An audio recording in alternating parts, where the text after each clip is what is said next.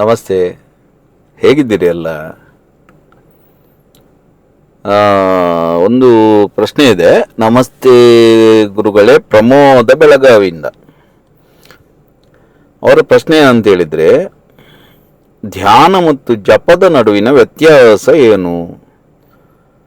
ಹರೇ ಕೃಷ್ಣ ಮಂತ್ರ ಮತ್ತು ವಿಷ್ಣು ಸಹಸ್ರನಾಮ ನಡುವಿನ ವ್ಯತ್ಯಾಸ, ಇದರ ಬಗ್ಗೆ ತಿಳಿಸಿಕೊಡಿ. ನನಗೆ ಏನು ಗೊತ್ತಿದೆಯಾ ಅದನ್ನು ಮಾತ್ರ ನಾನು ಪ್ರಾಕ್ಟಿಕಲ್ ಮಾಡಿದ್ದನ್ನು ಮಾತ್ರ ತಿಳಿಸಿಕೊಡೋದು. ಪುಸ್ತಕದಲ್ಲಿದ್ದದನ್ನು ಗೂಗಲಲ್ಲಿ ಹುಡುಕಿದ್ರು ಸಿಗ್ತದೆ, ಅಥವಾ ಪುಸ್ತಕದಲ್ಲಿದ್ದ ಯಾರು ಬೇಕಾದರೂ ಹೇಳ್ಬೋದು. ಬಟ್ ನನಗೆ ಅದರಲ್ಲಿ ಇಂಟ್ರೆಸ್ಟ್ ಇಲ್ಲ. ಸೊ ಹರೇ ಕೃಷ್ಣ ಮಂತ್ರ ಆಗಲಿ ವಿಷ್ಣು ಸಹಸ್ರನಾಮ ಆಗಲಿ ನಾನು ಮಾಡಲಿಲ್ಲ, ಆದ್ದರಿಂದ ಅದರ ಬಗ್ಗೆ ನಾನು ಹೇಳುವುದಿಲ್ಲ. ಆದರೂ ವ್ಯತ್ಯಾಸ ಏನಂತ ಕೇಳಿದಾಗೆ ಜಪ ಮತ್ತು ಸಹಸ್ರನಾಮದ ನಡುವಿನ ವ್ಯತ್ಯಾಸ ಏನಂತ ಹೇಳ್ಬೋದು. ಓಕೆ, ಧ್ಯಾನ ಮತ್ತು ಜಪದ ನಡುವಿನ ವ್ಯತ್ಯಾಸ, ಹರೇ ಕೃಷ್ಣ ಮಂತ್ರ ಮತ್ತು ವಿಷ್ಣು ಸಹಸ್ರನಾಮ ನಡುವಿನ ವ್ಯತ್ಯಾಸ ಅಂತ. ಸೊ ನೋಡಿ, ಧ್ಯಾನ ಮತ್ತು ಜಪ ಎರಡು ಬೇರೆ ಬೇರೆ. ನಾನು ಹೇಳ್ತೇನೆ, ತುಂಬ ಕ್ಲಾಸಲ್ಲಿ ಎಲ್ಲ ಹೇಳಿದ್ದೇನೆ ಮೊದಲು. ಜಪ ಅಂತ ಹೇಳಿದರೆ ನಮ್ಮ ಬ್ರೈನಲ್ಲಿ ಬೇರೆ ಬೇರೆ ವೇವ್ಸ್ ಇದೆ. ಓಕೆ, ಸೊ ವೇವ್ಸನ್ನು ಚೇಂಜ್ ಮಾಡಲಿಕ್ಕೆ, ವೇವ್ಸ್ ಚೇಂಜ್ ಆದಾಗ, ವೇವ್ಸ್ ಕಮ್ಮಿ ಆದಾಗ, ಈಗ ನಾವು ನಿದ್ದೆಗೆ ಹೋಗುವಾಗ ಸಂಸ್ಕೃತದಲ್ಲಿ ಅದಕ್ಕೆ ಜಾಗ್ರತ ಸ್ಥಿತಿ, ಸ್ವಪ್ನ, ಸುಷುಪ್ತಿ, ತುರಿಯ ಹೀಗೆಲ್ಲ ಹೇಳ್ತಾರೆ. ಅದೇ ಇದರಲ್ಲಿ ಬೀಟಾ, ಆಲ್ಫಾ, ಗಾಮಾ, ಥೀಟಾ ಇದೆಲ್ಲ ಬೇರೆ ಬೇರೆ ವೇವ್ಸನ್ನು ಹೇಳ್ತಾರೆ ಸೈನ್ಸಲ್ಲಿ.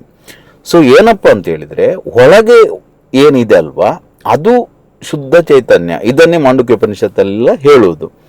ಸುಷುಪ್ತಿ ತ್ರಯಂತ ವೇದ್ಯ ವಿಭವಂ ಅಂತ, ಜಾಗ್ರತ, ಸ್ವಪ್ನ, ಸುಷುಪ್ತಿ ಆ ಮೂರನ್ನು ಮೀರಿದಾಗ ಏನಿದೆಯಾ ಅದು ಎಲ್ಲ ಕಡೆ ಇರುವುದು ಅದೇ. ಹೊರಗಿಂದ ಜಾಗ್ರತ ಸ್ಥಿತಿಯಲ್ಲಿ ಮತ್ತು ಸ್ವಪ್ನ ಸ್ಥಿತಿಯಲ್ಲಿ ನಾವು ಬೇರೆ ಬೇರೆ ಆಗಿರ್ತೇವೆ, ನಮ್ಮ ಕಾನ್ಷಿಯಸ್ ಮೈಂಡ್ ಇರುವ ಕಾರಣ.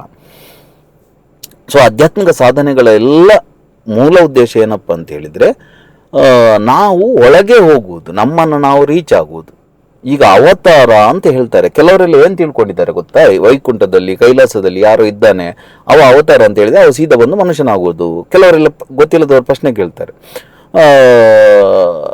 ರಾಮ ಬಂದಿರುವಾಗ ವೈಕುಂಠದಲ್ಲಿ ಯಾರಿದ್ರು, ಕೃಷ್ಣ ಬರುವಾಗ ವೈಕುಂಠದಲ್ಲಿ ಯಾರಿದ್ರು ಅಂತೆಲ್ಲ. ಹಾಗೆಲ್ಲ ಅವತಾರ ಅನ್ನೋ ಕನ್ಸೆಪ್ಟ್ ಏನು ಗೊತ್ತಾ, ಅವತಾರ ಅಂತ ಹೇಳಿದ್ರೆ ಇಳಿಯುವುದು. ಎಲ್ಲಿ ಇಳಿಯುವುದು ಅಂತ ಹೇಳಿದ್ರೆ ಒಳಗೆ ಇಳಿಯುವುದು. ಸೊ ನಾನು ಅದನ್ನೇ ಹೇಳುವುದಲ್ವಾ, ಆಧ್ಯಾತ್ಮಿಕ ವ್ಯಕ್ತಿ ಅಂತ ಹೇಳಿದರೆ ನಮ್ಮಲ್ಲಿ ಕೆಲವೆಲ್ಲ ಕಲ್ಪನೆ ಇದೆ. ಬ್ರಹ್ಮಚಾರಿಯಾಗಿರುವವ ಆಧ್ಯಾತ್ಮಿಕ ವ್ಯಕ್ತಿ, ಕೋಪ ಬರದವ ಆಧ್ಯಾತ್ಮಿಕ ವ್ಯಕ್ತಿ, ಈಗೆಲ್ಲ ನಮ್ಮಲ್ಲಿ ಬೇರೆ ಬೇರೆ ಕಲ್ಪನೆ ಇದೆ. ಬಟ್ ಭಾರತೀಯ ಪರಂಪರೆಯಲ್ಲಿ ಅದಲ್ಲ. ದುರ್ವಾಸನೋ ಮಾತುಮತಿ, ನಮ್ಮ ಋಷಿಗಳೆಲ್ಲ ಮಾತುಮತಿಗೆ ಶಾಪ ಕೊಡ್ತಿದ್ದವರು, ಅಷ್ಟು ಕಡುಕೋಪಿಗಳು. ಸೊ ಅವರನ್ನು ನೀವು ಋಷಿಗಳೆಲ್ಲ ಅಂತ ಹೇಳಲಿಕ್ಕೆ ಆಗ್ತದಾ? ಅಥವಾ ನಮ್ಮಲ್ಲಿ ಎಲ್ಲ ಋಷಿಗಳೆಲ್ಲ ತುಂಬ ಪತ್ನಿಯರಿದ್ದವರು, ಪ್ರೇಯಸಿಯರಿದ್ದವರು, ಏನೇನೆಲ್ಲ ಕತೆ ಬರ್ತದೆ. ಈಗ ಸಪ್ತರ್ಷಿಗಳಲ್ಲಿ ಒಬ್ಬನಾದ ವಿಶ್ವಾಮಿತ್ರನದ್ದು ಕತೆ ಬರ್ತದೆ, ವಶಿಷ್ಠರಿಗೆ 100 ಮಕ್ಕಳು ಇದ್ರಂತ ಕತೆ ಬರ್ತದೆ. ಸೊ ಇದೆಲ್ಲ ಏನು ಹೇಳ್ತಾರೆ ಅಂತೇಳಿ, ನೀವು ಏನು ಅಧ್ಯಾತ್ಮ ಅಂತ ತಿಳ್ಕೊಂಡಿದ್ದೀರಾ ಅದಲ್ಲ ಅಧ್ಯಾತ್ಮ ಅಂತ ಹೇಳಿದರೆ. ಬಟ್ ನಮಗೇನಾಗಿದೆ, ಹಾಗಾದರೆ ತೃತೀಯ ಲಿಂಗಿಗಳಿರ್ತಾರೆ ಅಥವಾ ದೈಹಿಕವಾಗಿ ಅಸಮರ್ಥರಿರ್ತಾರೆ, ಆಗ ಅವರೆಲ್ಲ ಆಧ್ಯಾತ್ಮಿಕ ವ್ಯಕ್ತಿಗಳಾಗ್ತಾರಾ?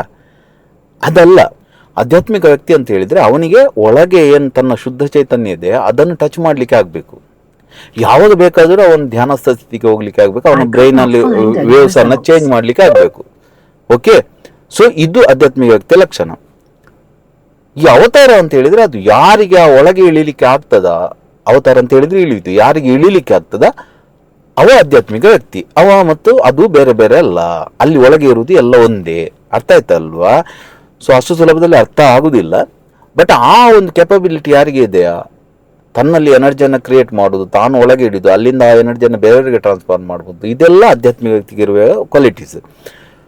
ಸೊ ಈ ಏನೆಲ್ಲ ಸ್ಪಿರಿಚುವಲ್ ಪ್ರಾಕ್ಟೀಸಸ್, ಆಧ್ಯಾತ್ಮಿಕ ಪ್ರಾಕ್ಟೀಸಲ್ಲಿ ಎಲ್ಲ ಏನೆಲ್ಲ ಇದೆಯಾ ಅದೆಲ್ಲ ಇರುವುದರ ಮೂಲ ಉದ್ದೇಶ ಏನಪ್ಪ ಅಂತ ಹೇಳಿದರೆ, ಆ ಒಳಗೆ ಇಳಿಲಿಕ್ಕೆ ನಮ್ಮ ಬ್ರೈನ್ನ ಕಾನ್ಷಿಯಸ್ ಮೈಂಡನ್ನು ಸ್ಲಿಪ್ ಮೋಡಿಗೆ ಹಾಕಿ ಸಬ್ ಕಾನ್ಷಿಯಸ್ ಮೈಂಡನ್ನು ರೀಚ್ ಆಗಲಿಕ್ಕೆ. ಅಥವಾ ಒಳಗೆ ಏನಿದೆ ಅದು ಹೆಸರು ಅಷ್ಟೇ, ಸಬ್ ಕಾನ್ಷಿಯಸ್ ಆಗಲಿ, ದೇವರಾಗಲಿ, ಎಲ್ಲ ಹೆಸರುಗಳು ಅಷ್ಟೇ.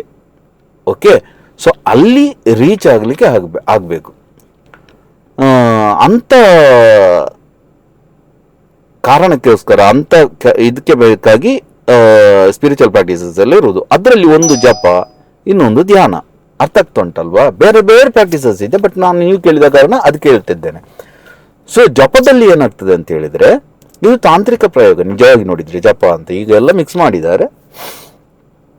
ಒಂದೇ ಬೀಜ ಮಂತ್ರವನ್ನ, ಅದರ ಹೆಸರೇ ಬೀಜ ಅಂತ, ಅದು ಆ ತತ್ವದ ಬೀಜ. ಅಲ್ಲಿ ಬೀಜವನ್ನು ಹೇಗೆ ಒಂದು ಮಾವಿನ ಮರದಲ್ಲಿ, ಒಂದು ಚಿಕ್ಕ ಬೀಜದಲ್ಲಿ ಆ ಮಾವಿನ ಮರದ ಎಲ್ಲ ಕ್ವಾಲಿಟೀಸ್ ಇರ್ತದ, ಆ ಬೀಜವನ್ನೇ ಬೆಳೆಸಿದ್ರೆ ಹೇಗೆ ಅದು ಅಂತ ದೊಡ್ಡ ವೃಕ್ಷವಾಗಿ ಅಂತ ಅನೇಕ ಮಾವುಗಳನ್ನು ಸೃಷ್ಟಿ ಮಾಡ್ಲಿಕ್ಕೆ ಆಗ್ತದೆ. ಅದಕ್ಕೆ ಕ್ಷುದ್ರ ಮಿಶ್ರಾಣಿವ ಬೀಜಾನಿ ಬೀಜಮ್ಮಾಂ ಸರ್ವಭೂತಾನಾಂ ಅಂತ ಹೇಳುದು. ಎಲ್ಲ ಭೂತಗಳಲ್ಲಿರುವ, ಎಲ್ಲ ಭೂತ ಅಂತ ಹೇಳಿದ್ರೆ ನೀವು ತಿಳ್ಕೊಂಡ ತಂಗಳಿ ಅಲ್ಲಿ ತೇಲಿ ಬಂದೆ ಅಂತ ಸೀರೆ ಉಟ್ಕೊಂಡು ಹೋಗೋ ಭೂತ ಅಲ್ಲ. ಭೂತ ಅಂತ ಹೇಳಿದ್ರೆ ಮ್ಯಾಟರ್ಸ್, ವಸ್ತುಗಳು. ಸೊ ಎಲ್ಲ ಏನೆಲ್ಲ ಕಾಣ್ತಾ ಇದೆ ಆ ಸರ್ವಭೂತಗಳಲ್ಲಿರುವ ಬೀಜ ಮೂಲ ನಾನು ಅಂತ. ಸೊ ಈ ಬೀಜ ಮಂತ್ರ ಅಂತ ಹೇಳಿದ್ರೆ ಅದು ಆ ಮಂತ್ರಗಳನ್ನು ರಿಸೈಟಿಂಗ್ ಮಾಡೋ ಮೂಲಕ, ಪುರಶ್ಚರಣೆ ಮಾಡೋ ಮೂಲಕ, ಪದೇ ಪದೇ ಪದೇ ಪದೇ 10,000 ಲಕ್ಷ ಕೋಟಿ ಈ ರೀತಿ ಮಾಡುವ ಮೂಲಕ ಜಪ ಮಾಡ್ತಾ ಮಾಡ್ತಾ ಮಾಡ್ತಾ ಬ್ರೈನ್ ಒಂದೇ ವೇವಿಗೆ ಹೋಗ್ತದೆ. ನಾನು ಎಷ್ಟೋ ಸಲ ಹೇಳಿದ್ದೇನೆ ಇದನ್ನೆಲ್ಲ, ಬಾಯಲ್ಲಿ ಹೇಳ್ತಾ ಹೇಳ್ತಾ ಹೇಳ್ತಾ ಬ್ರೈನಲ್ಲಿ ಕೂಡ ವೇವ್ಸ್ ಆಗ್ತದೆ. ಒಂದೇ ವೇವ್ಸ್ ಆದಾಗ ಬ್ರೈನ್ನ ಅಟಮಿಕ್ ಕನ್ಫಿಗರೇಷನ್ ಚೇಂಜ್ ಆಗ್ತದೆ. ಸೊ ಬ್ರೈನ್ನ ವೇವ್ಸ್ ಚೇಂಜ್ ಆಗ್ತದೆ. ವೇವ್ಸ್ ಚೇಂಜ್ ಆದಾಗ ನಾವು ನಮ್ಮ ಬ್ರೈನ್ ಶಾಂತ ಆಗ್ತಾ ವೇವ್ಸ್ ಡೌನ್ ಆಗ್ತಾ ನಾವು ಅಲ್ಲಿಗೆ ರೀಚ್ ಆಗ್ತೇವೆ. ಇದು ಒಂದು ಪದ್ಧತಿ, ಶಾರ್ಟಲ್ಲಿ ಹೇಳಿದ್ದು ನಾನು. ಇನ್ನೊಂದು ಧ್ಯಾನದ ಪದ್ಧತಿಯಲ್ಲಿ ಯಾವುದೇ ನೀವು ಬಾಹ್ಯ ಜಪ ಅದು ಇದು ಯಾವುದು ಮಾಡೋದಿಲ್ಲ.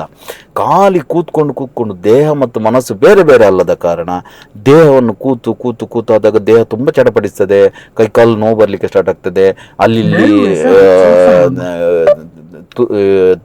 ಇಚಿಂಗ್ ಆದಾಗೆ ಆಗ್ತದೆ, ತುರಿಕೆ ಬಂದಾಗೆ. ಸೊ ಈ ರೀತಿ ಎಲ್ಲ ಆಗ್ತದೆ. ಮುಖದಲ್ಲೆಲ್ಲ ಏನನ್ನು ಹರಿದಾಡಿದಾಗೆ ಆಗ್ತದೆ. ಸೊ ದೇಹ ಚಡಪಡಿಸ್ತದೆ. ಯಾಕಂತ ಹೇಳಿದ್ರೆ ಮನಸ್ಸು ಮತ್ತು ದೇಹ ಬೇರೆ ಬೇರೆ ಅಲ್ಲ. ನಿಮ್ಮ ಮನಸ್ಸು ಎಷ್ಟು ಡಿಸ್ಟರ್ಬ್ ಇರ್ತದೆ ಅಷ್ಟು ದೇಹ ಡಿಸ್ಟರ್ಬ್ ಆಗಿರ್ತದೆ. ಈಗ ಸೈಕಲಾಜಿಕಲ್ ಪ್ರಾಬ್ಲಮ್ ಇದ್ದವರೆಲ್ಲ ಪದೇ ಪದೇ ಕೈಯನ್ನು ಅಲ್ಲಾಡಿಸ್ತಾ ಒಂದು ಕಡೆ ಕೂರ್ಲಿಕ್ಕೆ ಆಗುದಿಲ್ಲ. ಒಂದು ಕಡೆ ಕೂತಾಗ ಎಷ್ಟು ನೀವು ಕೂರ್ಲಿಕ್ಕೆ ಆಗ್ತದ ನಿಮಗೆ, ಅಷ್ಟು ಒಂದು ದಿವಸ 2 ದಿವಸದಲ್ಲಿ ಆಗುದಿಲ್ಲ. ಅದೆಲ್ಲ ಧ್ಯಾನ ಮಾರ್ಗ ಎಲ್ಲರಿಗೂ ಆಗುದಿಲ್ಲ. ಕೂತು ದೇಹ ಯಾವಾಗ ಶಾಂತವಾಗಿ ಕೂರ್ಲಿಕ್ಕೆ ಅಭ್ಯಾಸ ಆಗ್ತದೆ, ಮೈಂಡ್ ಕೂಡ ಡೌನ್ ಆಗ್ತದೆ. ಅದಕ್ಕೆ ಹೇಳುದು ಧಾರಣ ಮಾಡುದು ಅಂತ. ಧ್ಯಾನ ಮಾಡಲಿಕ್ಕೆ ಆಗುದಿಲ್ಲ. ಕೆಲವರೆಲ್ಲ ಏನು ಮಾಡ್ತಾರೆ, ಸ್ವಲ್ಪ ಒಂದು ದಿವಸ ಧ್ಯಾನ ಮಾಡ್ತಾರೆ, ನನ್ನಿಂದ ಆಗುದಿಲ್ಲ, ನನಗೆ ಕೂತ ಕೂಡಲೇ ನನ್ನ ಮೈಂಡ್ ಕನ್ಸಂಟ್ರೇಷನ್ ಆಗುದಿಲ್ಲ. ನಿಮಗೆ ಕನ್ಸಂಟ್ರೇಷನ್ ಆಗುದಿಲ್ಲ ಅಂತೇಳಿ ಧ್ಯಾನಕ್ಕೆ ಕೂರುದು. ಕೂತ ಕೂಡಲೇ ಕನ್ಸಂಟ್ರೇಷನ್ ಮಾಡಲಿಕ್ಕೆ ಆಗುದಿಲ್ಲ. ನಿಧಾನಕ್ಕೆ ಕೂರ್ಬೇಕಷ್ಟೇ. ಬೇರೆ ಯಾವುದೇ ಕಲ್ಪನೆ ಎಲ್ಲ ಮಾಡೋದು ಅದು ಧ್ಯಾನ ಅಲ್ಲ, ಅದು ಗೈಡೆಡ್ ಮೆಡಿಟೇಷನ್. ಧ್ಯಾನ ಅಂತ ಹೇಳಿದ್ರೆ ನೀವು ಕೂರುದು, ಧಾರಣ, ಒಂದು ಕಡೆ ನಿಲ್ಲಿಸುವುದು, ದೇಹವನ್ನು ನಿಲ್ಲಿಸ್ತಾ ಒಂದೇ ವಿಚಾರದಲ್ಲಿ ನಿಲ್ಲಿಸ್ತಾ ಒಂದು ಸ್ಟೇಜ್ ಬರ್ತದೆ, ಒಂದು ದಿವಸ ಅಲ್ಲಿ ರೀಚ್ ಆಗ್ತೇವೆ ನಾವು. ಅದಕ್ಕೆ ಧ್ಯಾನ ಅಂತ ಹೇಳುದು. ಧಾರಣದಿಂದ ಧ್ಯಾನ, ಅದು ಮತ್ತೆ ಪುನಃ ರೀಚ್ ಆದರೆ ಅದು ಸಮಾಧಿಗೆ ಹೋಗುದು. ಅದರಲ್ಲಿ ಕೂಡ ಸವಿಕಲ್ಪ ಮತ್ತು ನಿರ್ವಿಕಲ್ಪ ಅಂತ ಇದೆ. ಸೊ ಟೋಟಲ್ ಏನಪ್ಪ ಅಂತ ಹೇಳಿದ್ರೆ, ನೀವು ಕೂತಾಗ ನೀವು ಒಳಗೆ ಇಳಿತೀರಿ. ಅರ್ಥ ಆಗ್ತುಂಟಲ್ವಾ? ಇದು 2 ರೀತಿಯ ವಿಧಾನ, ಜಪ ಮತ್ತು ಧ್ಯಾನದ ನಡುವಿನ ವ್ಯತ್ಯಾಸ. ನಿಮಗೆ ಅರ್ಥ ಆಯ್ತು ಅಂತ ತಿಳ್ಕೊಂಡೆ ಪ್ರಮೋದ್ ಅವರೇ. ಲೇಡೀಸ್ ಜೆಂಟ್ಸ್ ಗೊತ್ತಿಲ್ಲ. ಓಕೆ, ಪ್ರಮೋದ ಅಂತಾಗಿದ್ರೆ ಹುಡುಗಿ ಆಗಿರ್ಬೇಕು. ಓಕೆ, ಸೊ ಹರೇ ಕೃಷ್ಣ ಮಂತ್ರ ಮತ್ತು ವಿಷ್ಣು ಸಹಸ್ರನಾಮ ನಡುವಿನ ವ್ಯತ್ಯಾಸ ನೋಡಿ. ಅದೇ ನಾನು ಹೇಳಿದಲ್ವ, ನನಗೆ ಫಸ್ಟಿಗೆ ಹೇಳಿದೆ, ನಾನು ಅದನ್ನು ಮಾಡಲಿಲ್ಲದ ಕಾರಣ ಅದ್ರ ಬಗ್ಗೆ ಹೇಳುವುದಿಲ್ಲ ಅಂತ. ಆದರೆ ಮಂತ್ರ ಮತ್ತು ಸಹಸ್ರನಾಮ ಬೇರೆ ಬೇರೆ. ಸಹಸ್ರನಾಮಕ್ಕೆ ನೋಡಿ, ಮಂತ್ರ ಅಂತ ಹೇಳಿದರೆ, ಬೀಜ ಮಂತ್ರ ಅಂತ ಹೇಳಿದರೆ ಏಕಾಕ್ಷರ ಇರ್ತದೆ, ಒಂದು ಅಕ್ಷರದಿಂದ.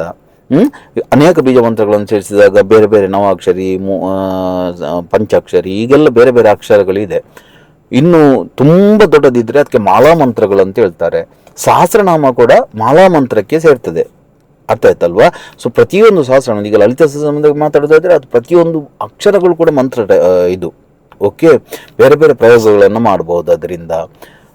ಅದೇ ರೀತಿ ಇದು ಮಾಲಾ ಮಂತ್ರ. ಇದನ್ನು ಮಂತ್ರ ಅಂತ ಹೇಳಿದರೆ ಒಂದೇ ಮಂತ್ರವನ್ನು ಪದೇ ಪದೇ ನೀವು ಜಪ ಮಾಡ್ತಾ ಅದರಿಂದ ಸಿದ್ಧಿ ಪಡೆಯೋದು.